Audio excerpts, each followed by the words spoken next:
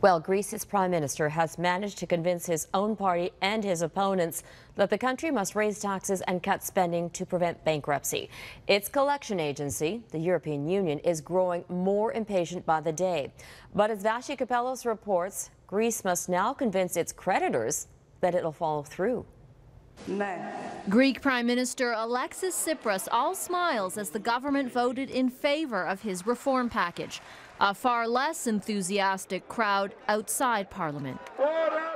Tsipras's three-year reform plan calls for tax hikes, pension and wage cuts in exchange for a €53 billion bailout, an effort to stave off a Greek exit from the Eurozone.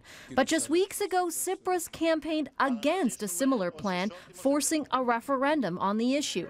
His about face drawing quick condemnation in Athens. It puts on €7 billion more of austerity.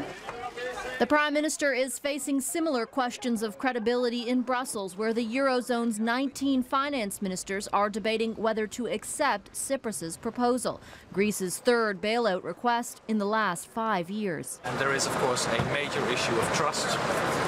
Can the Greek government be trusted to actually do what they are promising? European leaders are set to decide Sunday. Greek officials hope they'll get a vote of confidence strong enough for the European Central Bank to start lending money to Greek banks again. Europe wants an agreement for geopolitical and political reasons, while Greece wants an agreement for financial reasons.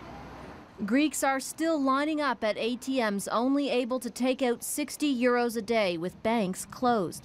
Still, tourists continue to flood the Mediterranean country. Saskatoonian George Foufas and his family arrived in Athens this week. He hasn't had any trouble using cash or credit cards. We've had no difficulties so far in terms of doing what we wanted to do. Everything's been pretty smooth. Foufas says the negotiations are the talk of the town. They kind of all feel that either way, regardless of whichever way things go, they're going to be in trouble, I guess. Greeks doing their best to get by with the fate of their country up in the air. Vashi Kapellos, Global News, Ottawa.